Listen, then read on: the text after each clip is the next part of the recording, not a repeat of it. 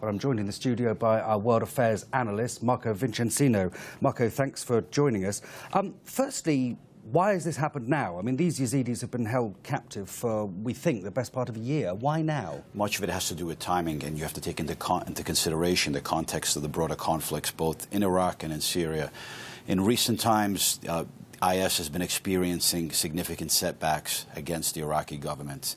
Secondly, also in Syria, in northern Syria, northwestern Syria, you have another Islamist front, which actually the enemies of IS have been gaining territory, have been making headlines. So a lot of this takes place when you do things of this nature, these type of massacres. It's traditionally to gain headlines, notoriety, instill fear, and also as a recruitment tool. So if you take into context what's going on in both Syria and Iraq, and you take into context the strategy that they use, I think, in my opinion, that partly explains why maybe right now at this moment you have this massacre of the 300. But the Yazidis have suffered extraordinarily at the hands of IS. I mean, I know other groups have as well, but, you know, last August, up to 5,000 of them were killed in the Sinjar Mountains. What has IS got against the Yazidis? Basically, it goes back also to the history and to the religious element. The IS, remember, they want to create a pure Islamic state, the caliphate, going back to the earliest days of Islam. That's their view of the world, and that's what they want to implement. According to them, they see Christians and Jews as what you call people of the book. They come from the same faith, from the Abrahamic faiths. So, for example, when they assaulted Western Iraq last year in the Christian communities, some, yes, were taken hostage, some were enslaved, but many were also given the opportunity to either convert or you leave. While the Yazidis is different. They consider them to be, let's say, deviant heretics. Some of them even use the word devil worshippers to accuse them. So much of it has to do with theological issues. I mean, there's only something like 500,000 Yazidis in existence, and you can't become a Yazidi. You can't marry into the faith or convert. You have to be born into the faith. So there's going to come a time when their numbers are seriously depleted, aren't they? They're a community that's seriously under threat. This is not the first massacre. Back in 2007, jihadists also massacred 400 to 700 Yazidis in their villages. So this is something that's not new. Their numbers, of course, as you said, 500,000 in existence. Their numbers are clearly under threat. And we know in the recent history, particularly over the past 100 years, the words like ethnic cleansing, genocide. It's not a genocide here, but it's an issue. If this goes on and it continues, their numbers being so low, it's certainly a community that's under threat and potential extinction in the long term.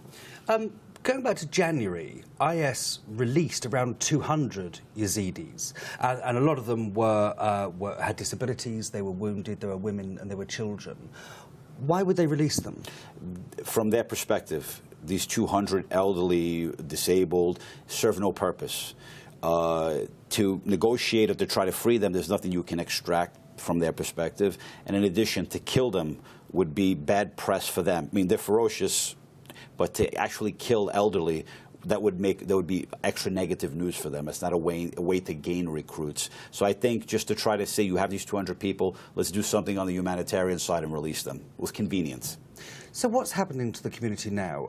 There are vast numbers of them in Turkey, aren't there? What happened was when the offensive in mid-2014, when IS launched their massive offensive into western and northern Iraq, and they gained massive amounts of territory, the Yazidis mostly are located in traditionally the area of Nineveh. And in Nineveh, all those villages now, they're all under IS control. Many they took hostage, many they killed. Many were enslaved, many of the women, but many also fled, and they fled to northern Iraq, to the Kurdish region, and many of them have resettled there temporarily until the current Iraqi government offensive. It can regain their villages. Many are likely to go back. What they'll find remains to be seen. I mean, Turkey does seem to be the safest place for them, doesn't it, I presume? Turkey and northern Iraq, the Kurdish region of northern Iraq. I mean, they tried going to the Sinjar Mountains, and that... Yeah, Sinjar Mountains in Nineveh, basically they escaped there, and there was a siege in mid-2014. That siege was thousands that were under threat. Finally, that siege was lifted when in late 2014, when the Kurdish Peshmerga troops broke the siege, were able to relieve it, and were able to save the people there. But still, many are missing, many killed. It's a big question mark in terms of how many are still, who's where. It's still not known. Have we heard much from the international community? Do we know what sort of response we can expect, firstly from the Iraqi government, and secondly from the wider community as a whole? The international community is already fully engaged in this, because when you say international community, it's the current Iraqi government that in the last 6-7 months has gained the support of over 50 countries in their struggle against IS. So when one looks at the international community, they see it's backing the Iraqi government. The Iraqi government has been involved in an offensive against IS, and the idea is this will put further pressure. Massacres like this will put further pressure on the Iraqi government to make progress and to try to take more land away from IS. Marco Vicenzino, thank you very much indeed for joining us. Thank you.